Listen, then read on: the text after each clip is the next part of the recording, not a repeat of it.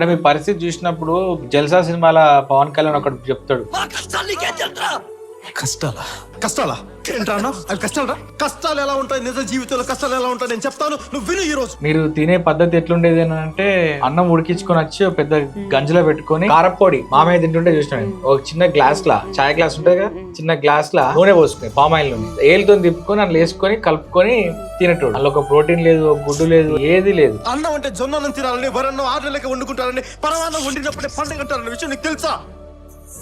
నాకు తెలుసు. పండుగలు వస్తేనే చికెన్ మటన్, పండుగ లేనప్పుడు ఏం ఆడ తినలేదు. ఆకలేస్తే నేల వైపు, దాహం వేస్తే ఆకాశం వైపు చూసే మనుషులు ఇంకా బతుకున్నారు ఈ సమాజంలో.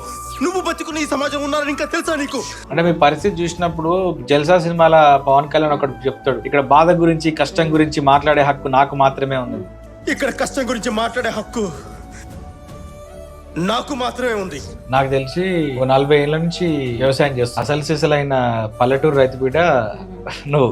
48 ఏళ్ళున్నా 40 ఏళ్ళ సంది చేస్తాను. వడ్లు కొట్టకపోయినాయి, వడ్లు వాడిమోగ వరి పెడితే 2-3 లక్షలు వచ్చు. ఆ 10 ఏళ్ళ కింద 8,000 కింటన అన్న వడ్లు తెల్లారితే కోసేటోళ్ళు, మిషన్ రాలే.